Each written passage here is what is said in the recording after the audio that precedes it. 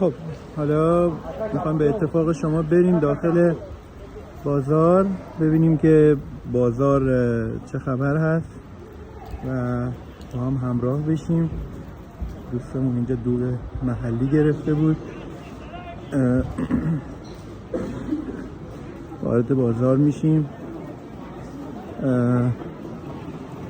خب از همون اول جلب توجه میکنه این بازاری که شما میبینید.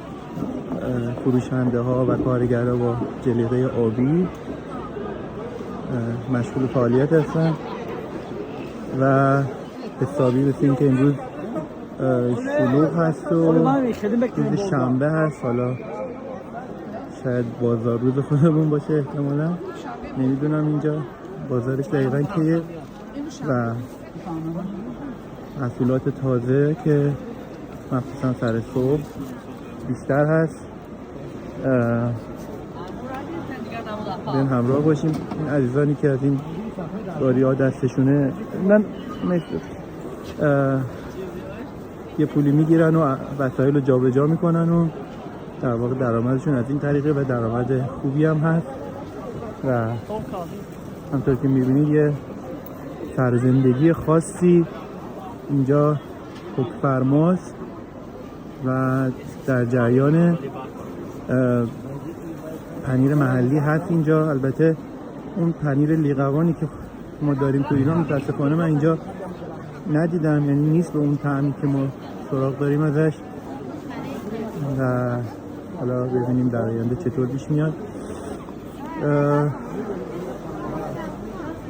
فکر میکنم که با این تصاویر شما تا حدود زیادی آشنا شدید. بسیار بزرگ هست، یعنی ما هرچی جلوتر بریم فروشگاه های بیشتری رو میبینیم. یه دوستی با من شوخی کرد من هول داد به جلو. بعد ما میریم یکم دیگه جلوتر ببینیم مغازه ها رو. میگم که علاقمند بشید. بازار مرغ و ماهی هست اینجا، خیلی بزرگه دیگه. کلا واقعا به معنی واقعی از شیر مرغ تا جون آدمیزاد این بازار مهرگان پیدا میشه. محلی ترین بازارشون هست به نظر من. البته بازارهای دیگه هم داره، کاروانسرا و اینا که اونا هم بسیار بزرگ و معروف هستن، ولی این بازار در حال به نظر میرسه که خیلی شلوغ باشه. خب اینم نشون بدم دیگه تمام.